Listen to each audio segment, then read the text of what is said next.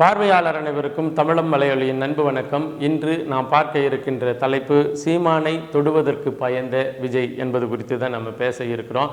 தமிழக வெற்றி கழக தொடங்கி அந்த கட்சி தொடங்கி 2வது ஆண்டு தொடக்க நிகழ்வானது இன்று விழுப்புரம் அந்த பகுதியில் நடைபெற்றது. இந்த நிகழ்வில் அந்த கட்சியை சேர்ந்த மிக முக்கியமான மாவட்ட செயலாளர்கள், கொள்கை பரப்பு செயலாளர்கள் இவங்கெல்லாம் கலந்துக்கிட்ட அந்த ஒரு கூட்டம். இந்த கூட்டத்தில் தமிழக வெற்றி கழகத்தினுடைய ஆலோசகர்களாக இருக்கின்ற பிரசாந்த் கிஷோர் அவர்களும், அதே போல் ஆதவ அர்ஜுனா ரெட்டி அவர்கள், இன்னும் முக்கியமான அந்த தமிழக வெற்றி கழகத்தினுடைய முக்கியமான ஆட்கள் எல்லாம் கலந்துக்கிட்ட ஒரு முக்கியமான கூட்டம். ஏன் இது ஒரு முக்கியமான கூட்டமாக பார்க்கப்பட்டது அப்படின்னு சொன்னால், தமிழக வெற்றி கழகத்தினுடைய தலைவராக இருக்கின்ற விஜய் அவர்கள் கடந்த கொள்கை பிரகடன மாநாட்டுக்கு பிறகு ஒரு பொது வழியில் மக்களை சந்தித்து அல்லது தேர்தலில் மக்களை சந்திப்பதற்கான ஒரு ஏற்பாடாக நடக்கின்ற ஒரு முக்கியமான கூட்டம் அப்படிங்கிறதுனால இந்த கூட்டமானது முக்கியத்துவம் பெற்றது. இன்னும் சொல்லப்போனால் விஜய் சில பேர் நம்பிக்கையோடு பார்க்கிறவர்கள், அல்லது விஜய் வந்தால் நல்லா இருக்கும்னு பார்க்குறவர்கள், அல்லது விஜய் இந்த இதில் என்ன கருத்து சொல்ல போறாரோ அப்படின்னு ரொம்ப கருத்தாக பார்த்தவர்கள் எல்லாத்திற்கும் இன்றைய கூட்டம்ங்கிறது மிகப்பெரிய ஏமாற்றமாக அமைந்திருந்தது. ஏன் இந்த கூட்டம் மிகப்பெரிய ஏமாற்றமாக அமைந்திருந்தது அப்படிங்கிறதையும் நம்ம பார்ப்போம். கூடுதலாக போகிற போக்கில் சில செய்திகளை சொல்லிவிட்டு போன திரு விஜய் அவர்கள் அவர் பேசியது, அதாவது அந்த பெரிய கூட்டம் பெரிய செலவில் தான் நடத்தியிருப்பாங்க, முக்கியமான ஆட்கள்லாம் வர்றதுனால பெரிய செலவில் தான் அந்த கூட்டம் நடைபெற்று இருக்கும்.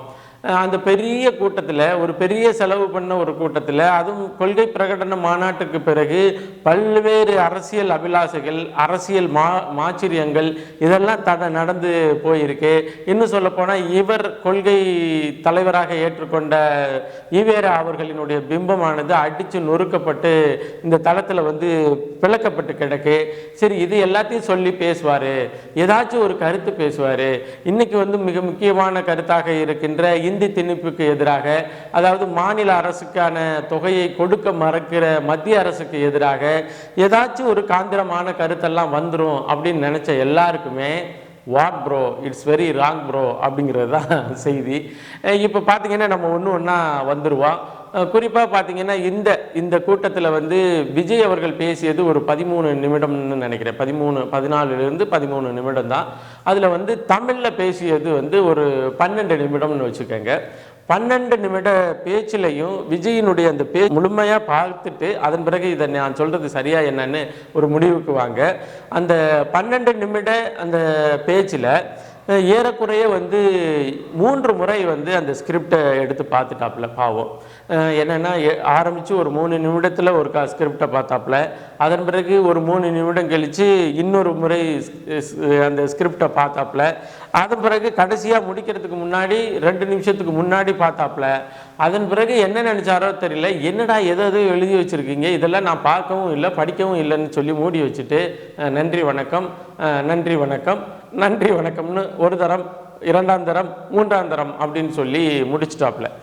குறிப்பாக இது போன்ற இந்த 2வது வருட தொடக்க நிகழ்வில் விஜய் அவர்கள் கலந்து கொண்டு பேச இருக்கிறாரு அப்படின்னு சொல்கிறதுனால இந்த ஊடகங்கள் எல்லாமே, எனக்கு தெரிஞ்சு ஜெயா தொலைக்காட்சியும் சன் தொலைக்காட்சியும் இன்னும் ஒரு தொலைக்காட்சி தவிர மீதி எல்லா தொலைக்காட்சியும் அந்த மண்டபத்துக்கு முன்னாடி போய் நின்றுச்சு, இலவசமாக எல்லா விளம்பரங்களையும் போட்டுருச்சு.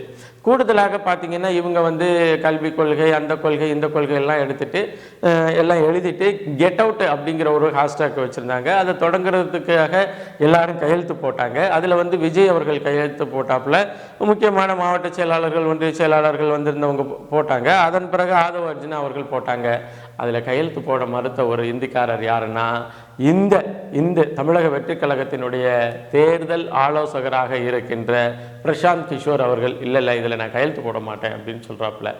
இப்போ இதில் கையெழுத்து போட மாட்டேன்னு வெளிப்படையாக சொன்ன பிரசாந்த் கிஷோரை தமிழக வெற்றி கழகத்தினுடைய தலைமை தேர்தல் ஆலோசகராக வைத்திருக்குமா? இல்லை, நான் எங்களுடைய கொள்கையையும் கோட்பாடையும் ஏற்றுக்கொள்ளாத நீனு எதற்கு எங்களுக்கு தேர்தல் ஆலோசகராக இருக்க போகிறாய் என்று வெளியேற்றுமா அப்படிங்கிறது தெரியல. பொறுத்திருந்து தான் பார்ப்போம். இப்போ ஒரு சில செய்திகள் வருது.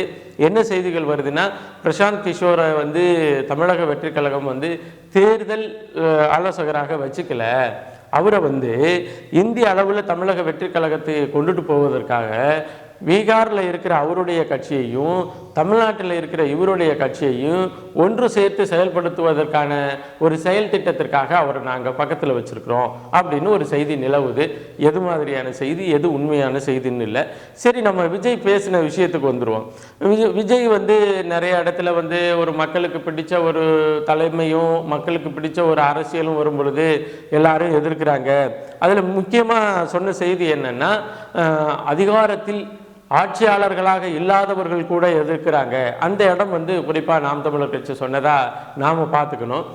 அப்போ ஆட்சியாளர்களோட இல்லாதவங்களும் எதிர்க்கிறாங்க அப்படின்னு சொல்கிறது என்னென்னா, நீ ஐஎன்ஐயில் இருந்தால் மட்டும்தான் என்னை எதிர்க்கணும், இல்லாட்டினா நான் சொல்கிறது எதையும் நீ எதிர்க்கக்கூடாது அப்படிங்கிற ஒரு டோனில் அது போணுச்சு.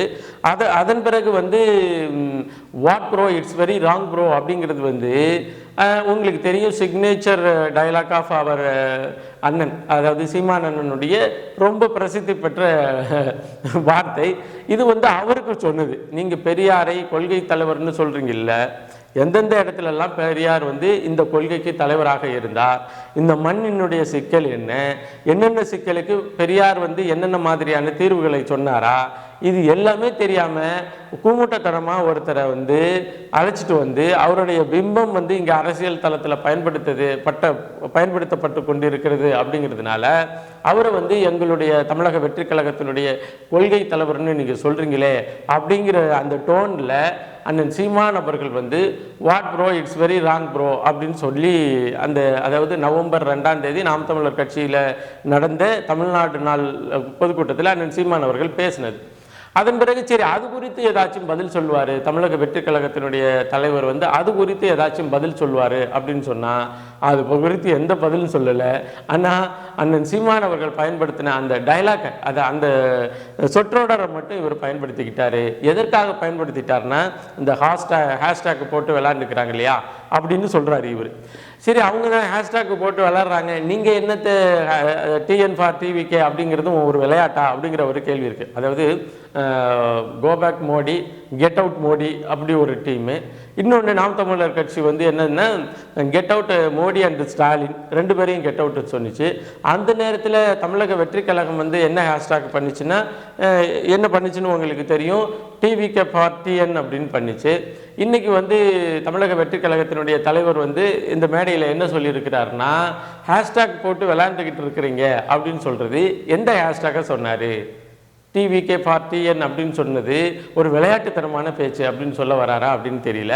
சரி, இதெல்லாமே வந்து அதாவது கடந்த காலத்தில் இந்த கொள்கை பிரகடன மாநாடு முடிஞ்ச பிறகு என்னென்ன நடந்தது, என்னென்ன பேசப்பட்டது, இது எல்லாமே தெரியும். அது உண்மையிலேயே அரசியல் புரிதலும் அல்லது அரசியலில் நம்ம இருக்கிறோங்கிற புரிதலும் இருந்து இந்த இடைப்பட்ட காலகட்டத்தில் என்னென்ன செய்திகள் பேசு பொருளானுச்சு, இந்த செய்திகளுக்கு நாம் என்ன பதில் வச்சுருக்கிறோம், நம்மளுடைய கொள்கை வந்து என்ன பதிலை இதில் தரப்போகுது, இப்படி எல்லாமே சிந்திச்சுட்டு வந்து பேசுவதற்கான வாய்ப்பாக இருந்துச்சு இந்த மேடை தமிழக வெற்றி கழகத்தினுடைய தலைவருக்கு.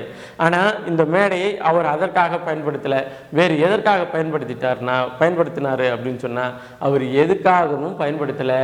இவருக்கு இந்த மேடையில் இவர் சந்தித்த 2 மேடையையும் பயன்படுத்த தெரியல.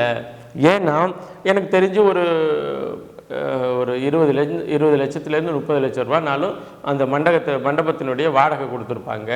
அப்புறம் வந்திருக்கிறவங்களுக்கு சோறு தண்ணி, அப்புறம் வரவழைச்சதுக்கான விமான பதிவு, அப்புறம் அறை, இது எல்லாம் பார்த்தா ஒரு குறைந்தபட்சம் 1 கோடி ரூபா இந்த 2ஆம் ஆண்டு தொடக்க நிகழ்வுக்கு ஒரு 1 கோடி ரூபாய் வந்து செலவு பண்ணியிருப்பாங்க. இதெல்லாம் வந்து யாராலையும் மறுக்க முடியாது. 1 கோடியில் கூடுதலாக இருக்கும், அதுக்கு குறையாமல் இருக்கும், குறையறதுக்கு வாய்ப்பே இல்லை.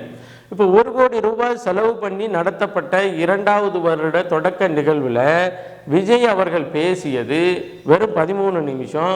13 நிமிஷத்துலேயும் தமிழில் பேசியது வெறும் 11 நிமிஷம். 11 நிமிஷத்துலேயும் ஏதாச்சும் கண்டென்ட் வருமானு பார்த்தா 1 நிமிடம் 2 நிமிட கண்டென்ட் கூட அதில் இல்லை.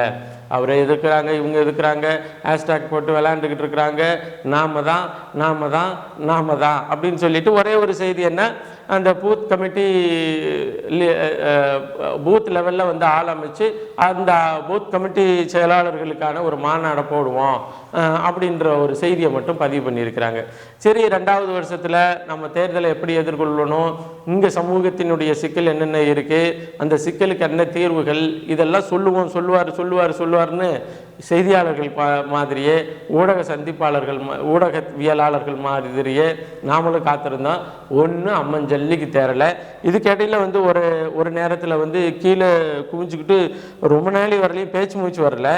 நான் கூட என்ன நினச்சேன்னா ஒரு எமோஷ்னல் ஆகி அழுதுகிட்டு இருக்கிறாரோ அப்படின்னு நினச்சேன். ஆனால் எமோஷ்னல் ஆகெல்லாம் அழுதலை. அங்கே எழுதப்பட்ட கண்டென்ட் சரியாக புரியலை அப்படிங்கிறது அழுகாச்சியாக நின்றுட்டு போனாப்புல. இதுக்கு இடையில வந்து பிரசாந்த் கிஷோர் அவர்களுடைய கையில் ஈவேராவினுடைய சிலையை கொடுத்தது தான். இப்போ நான் என்ன சொல்கிறேன், உண்மையிலேயே விஜய் அவர்கள் நாம் தமிழர் கட்சியினுடைய தலைமை ஒருங்கிணைப்பாளர் அண்ணன் சீமான் அவர்களே நீங்கள் தொட பயந்துட்டீங்க அப்படின்னு நம்ம எந்த இடத்துல நினைக்கிறோம்னா, போட்டு அடின்னு அடித்து ஒரே கையில் திருக்குறள் புத்தகத்தை கொடுக்கறது யாருக்கு, பிரசாந்த் கிஷோருக்கு வந்து ஞாபக சின்னமாக, அதாவது நினைவு சின்னமாக இந்த திருக்குறள் புத்தகத்தை கொடுக்குறாரு. இன்னொரு அதே கையில் அதே நபருக்கு என்ன புத்தகம் கொடுக்குறது, எது கொடுக்குறாங்க அப்படின்னு சொன்னால் பெரியார் சிலையும் கொடுக்குறாங்க. ஒரு இடத்துல திருக்குறள் புத்தகத்தை கொடுத்துட்டு இன்னொரு இடத்துல திருக்குறளை மலமென்று எழுதிய இந்த பெரியார் என்கின்ற ஈவேரா சிலையையும் கொடுக்குறாங்க. இப்போ தமிழக வெற்றி கழகத்தினுடைய தலைமைக்கு குறைந்தபட்சம் ஈவேரா குறித்து அண்ணன் சீமான் அவர்கள் வைக்கின்ற அந்த பிரதிவாதங்களுக்காகவாவது அவர் ஏதாச்சும் பதில் சொல்வார். ஈவேரா சிலையை கொடுக்குறாரு. தமிழக வெற்றி கழகத்தினுடைய கொள்கை வெளியாட்டியாக இருக்கின்ற ஈவேரா வந்து புழக்கப்பட்டு சமாதியாக்கப்பட்டு விட்டார். ஆனாலும் இவர் மறுபடியும் ஈவேரா சிலையை கொடுக்குறாரு. அது குறித்து ஏதாச்சும் பேசுவார் அப்படின்னு சொன்னால் எது குறித்தும் பேசலை. ஏன்னா இங்கே பேசுனா என்ன நடக்கும் அப்படின்னு தமிழக வெற்றி கழகத்தினுடைய தலைவருக்கு தெரியும். அவர் அதிகபட்சம் பயன்படுத்தினது அண்ணன் சீமான் அவர்கள் பயன்படுத்துகின்ற ஒரே ஒரு என்ன சொல்கிறது, what bro it's very wrong bro அப்படிங்கிற அந்த டயலாக்கை மட்டும்தான் பயன்படுத்தினார். ஆரம்பத்தில் வந்து தொடங்கினார். எப்படி தொடங்கினார்னா, நம்மளுடைய அரசியல் வருகையை வந்து பல பேர் எதிர்க்கிறாங்க, அதில் வந்து ஆட்சி அதிகாரத்தில் இல்லாதவங்க கூட எதிர்க்கிறாங்க. அந்த பாயிண்ட் வந்து அந்த இடம் வந்து நாம் தமிழர் கட்சியை தான் பேசியிருக்கணும். மற்றபடி வேற யாரும் அவரை எதிர்க்கிற மாதிரியே தெரியல. நாம் தமிழர் கட்சி மட்டும்தான் இந்த இடத்துல வந்து நீ வந்து எப்படி கொள்கை தலைவராக ஈவேராவை எடுத்துகிட்டு போகிற அப்படிங்கிற கேள்வியை வச்சுது. அப்போ இந்த நடந்துச்சு இல்லையா, தமிழக வெற்றி கழகத்தினுடைய 2ஆம் ஆண்டு தொடக்க நிகழ்வில் வந்து பல்வேறு எதிர்பார்ப்புகள் இருந்தது. ஒரு சில பேருக்கு வந்து நாம் தமிழர் கட்சியை விட்டு போன திரு காளியம்மாள் அவர்கள் இந்த 2ஆம் ஆண்டு துவக்க விழாவில் வந்து கலந்து கொண்டு நேரடியாக தமிழக வெற்றி கழகத்தில் இணைஞ்சிருவார் அப்படின்னு நிறைய பேர் பேசினாங்க. நமக்கெல்லாம் அலைபேசியில் தொடர்பு கொண்டு அது மாதிரி நடக்க போதானே, அது மாதிரியெல்லாம் நடக்குமானே அப்படின்னு சொன்னாங்க. நான் ரொம்ப தெளிவாக சொன்னேன், இப்படியெல்லாம் பேசப்பட்டுக்கிட்டு இருக்கிறது உண்மைதான். ஆனால் உறுதியாக அவங்க அங்கே போக மாட்டாங்க. அவங்க ஏற்கனவே என்ன சொல்கிறது நிறைய பேசி வச்சுருக்காங்க. அது நம்ம தனியாக ஒரு நாள் பேசுவோம். இன்னும் சில நாட்கள் ஆன பிறகு என்ன சொல்கிறது எல்லா விடயங்களும் வெளியில் தெரியும். அது குறித்து நம்ம தனியாக பேசுவோம்.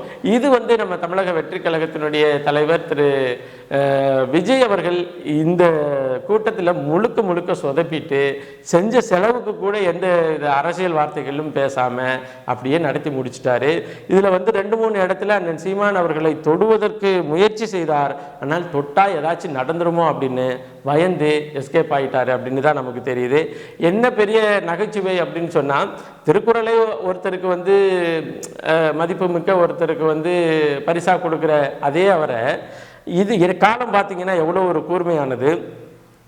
திருக்குறளையும் கொடுத்துட்டு திருக்குறளை மலம் என்று சொல்லி எழுதி பரப்புரை செய்த ஒருவருடைய சிலையும் கொடுக்கின்ற ஒரு வினோதத்தை இன்னைக்கு நம்மளால் பார்க்க முடிஞ்சது தான். அதை தாண்டி தமிழக வெற்றி கழகத்தினுடைய 2ஆம் ஆண்டு துவக்க விழா நிகழ்வானது மெத்த சறுக்கல். விஜயின் மீது மிகப்பெரிய நம்பிக்கை வைத்து அவர் அந்த கூட்டத்தில் தான் அதிகமாக பேசலை, இந்த கூட்டத்தில் அதனாலும் ரொம்ப நல்லா பேசிடுவார்னு எதிர்பார்ப்பு வைத்த பலருக்கு வந்து 13 நிமிடத்திற்கு 3 முறை ஸ்கிரிப்டை பார்த்துட்டு அதுலேயும் வந்து பிடிபடலைன்னு சொல்லி க்ளோஸ் பண்ணி வச்சுட்டு ரொம்ப தெளிவற்ற முறையில் முடிச்சுட்டு போன விஜய் வந்து மிகப்பெரிய ஏமாற்றத்தை தந்திருக்கிறார் என்பதை பதிவு செய்து மீண்டும் ஒரு காணொளி பதிவில் இணைவோம். நன்றி, வணக்கம்.